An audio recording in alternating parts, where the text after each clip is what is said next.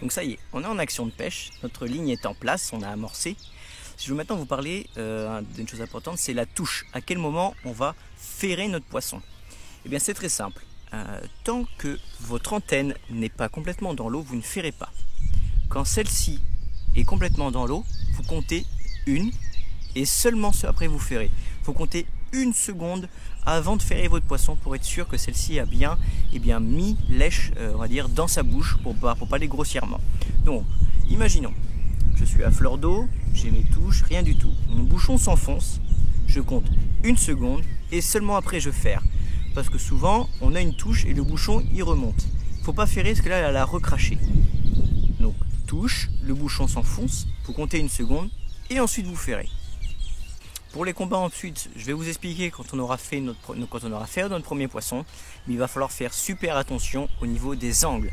Il faut que votre angle de canne et d'élastique ne dépasse pas en dessous les 90 degrés, sinon vous allez endommager votre kit et endommager votre élastique et ça c'est pas bon du tout. Il faut essayer toujours de garder un angle ouvert au-dessus de 90 degrés. Et ça je vais vous l'expliquer en action de pêche. Je vais vous expliquer aussi l'action de l'élastique sur le poisson, à quel moment on va venir déboîter ou à quel moment il faut laisser le poisson partir. Je vais vous expliquer un petit peu tout le combat et comment on utilise un élastique. Bon allez c'est parti, on va essayer de faire notre premier poisson. Une chose très importante quand vous êtes en action de pêche, toutes les 20-30 secondes,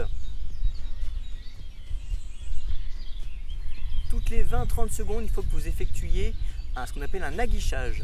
Un aguichage ça consiste à tendre sa ligne, à relever le bouchon et à le redescendre doucement pour faire comme si le maïs ou votre èche redescendait tout doucement sur le fond.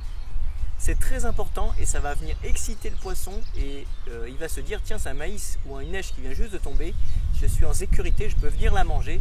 C'est important, toutes les 20-30 secondes un aguichage, je répète, on tend la ligne, on remonte le bouchon jusqu'à temps que la quille soit complètement sortie de l'eau et on redescend tout doucement pour faire comme si l'èche venait de tomber dans l'eau et venait se poser sur le fond.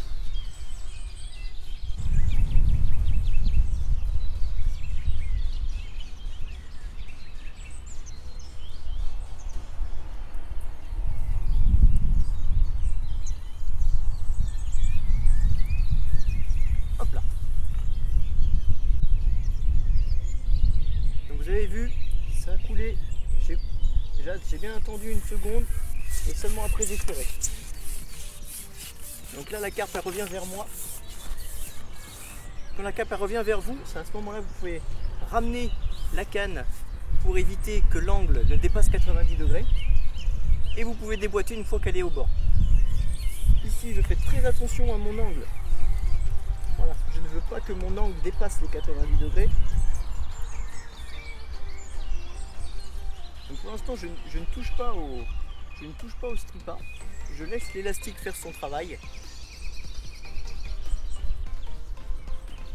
Son rôle va être d'encaisser les rushs de la carpe.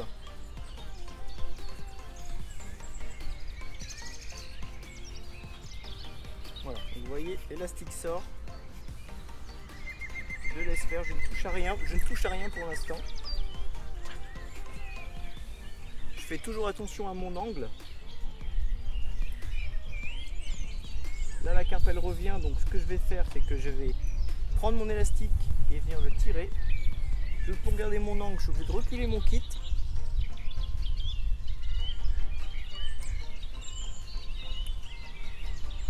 Ici je vais pouvoir revenir.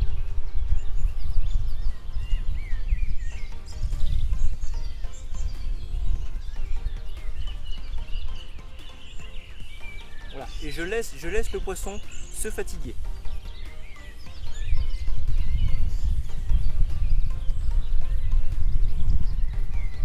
Donc vous avez deux écoles pour travailler votre poisson. Vous avez, on va dire, canne haute, d'accord, et vous avez une deuxième école qui est de travailler la canne basse, on appelle ça. Donc ça va être vraiment, voilà, vraiment sur le côté. Voilà. Personnellement, j'utilise les deux techniques en fonction de comment se comporte le poisson. Alors, on va dire que de travailler canne basse, voilà, comme je fais ici, le poisson va avoir tendance à remonter à la surface et en travaillant plutôt canne haute, il va avoir tendance à pousser vers le fond. Donc moi je travaille canne haute et canne basse je change en fonction du combat, en fonction de comment le poisson va se comporter et surtout en faisant attention à mes angles de canne. Voilà, comme là je vois que le poisson il remonte mais vers moi, voilà, je vais venir écarter pour éviter de faire des angles à moins de 90 degrés.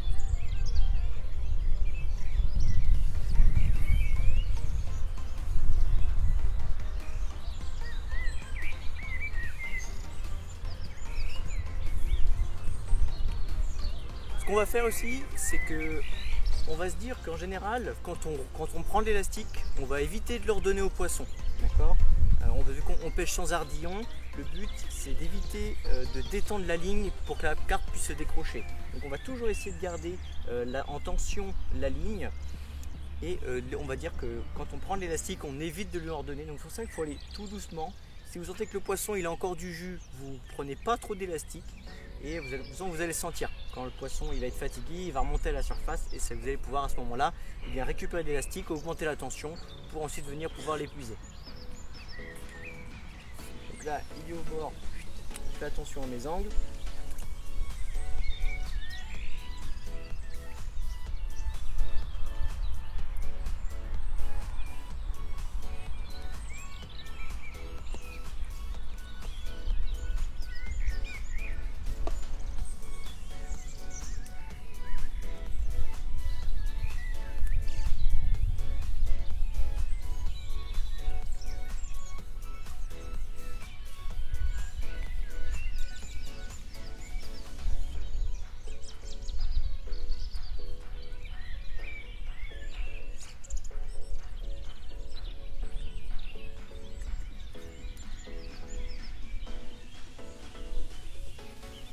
Ici mon but c'est pas de complètement contrôler le poisson, c'est surtout je travaille en opposition en fonction de ses angles de direction. S'il va partir à droite, je vais mettre ma canne à gauche et juste venir en opposition sans tirer pour la faire revenir. Je vais la laisser se fatiguer et naturellement elle va revenir toute seule. Quand elle part de l'autre côté, etc., etc. Et j'ai tendance à faire, c'est quand elle part tout droit, à plutôt travailler canne haute pour qu'elle remonte et qu'elle se retourne pour qu'elle reparte dans l'autre sens. Mais ça sert à rien de tirer fort sur le poisson pour qu'il revienne, il va le faire tout seul, il va sortir l'élastique, ça va devenir trop dur pour lui et forcément il va revenir. Et à ce moment-là, vous reprenez l'élastique pour garder en tension la ligne.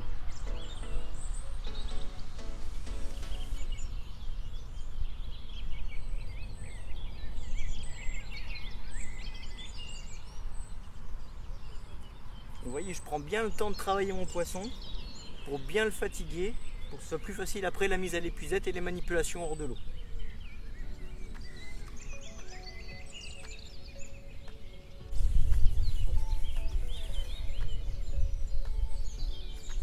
Donc là, le poisson est remonté une première fois à la surface, donc ça veut dire qu'il commence à se fatiguer, et donc je prépare mon épuisette comme ça, dès qu'il remonte et que j'ai l'opportunité de le mettre dedans, je le fais.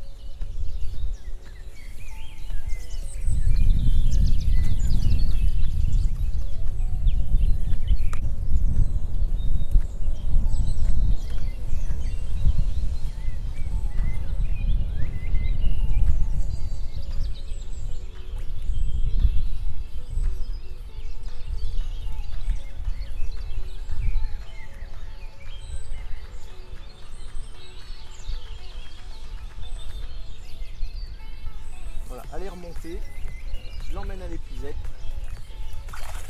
Et voilà, une fois que c'est dedans, on peut relâcher l'élastique et on peut relâcher la ligne.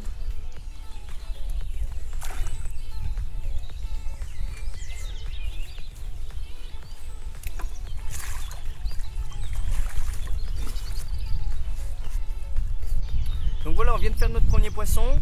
Donc très important, vous le mettez sur votre tapis de réception et vous humidifiez le tapis avec, vous mettez de l'eau dessus et vous humidifiez la carpe, chose que je viens de faire. Hop. Ensuite, avant toute chose, avant toute manipulation, vous lui enlevez l'hameçon.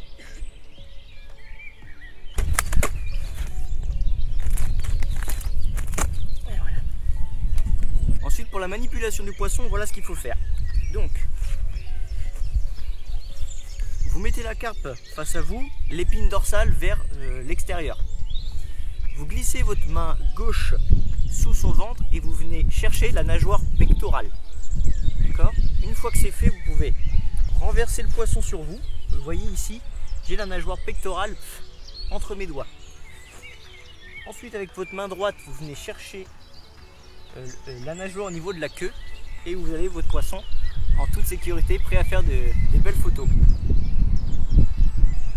On essaiera toujours de garder le poisson proche du sol, parce qu'ils ont tendance à bouger quand on les manipule. Comme ça, quand ils tombent pas trop haut et au moins ils tombent sur votre tapis qui est protégé, qui est fait pour. Voilà un petit peu pour cette série de vidéos. J'espère que ça vous a plu. Si vous avez le moindre question, eh bien vous n'hésitez pas à les poser en commentaire. Il n'y a pas de questions bêtes. Je suis là pour ça, pour y répondre. Donc voilà, n'hésitez pas pour me suivre et ne pas louper les vidéos. Abonnez-vous. N'oubliez pas d'activer la cloche pour avoir les notifications. Vous pouvez me suivre sur Facebook et Instagram. Eh bien, je vous dis à très bientôt. C'était Valentin. À bientôt.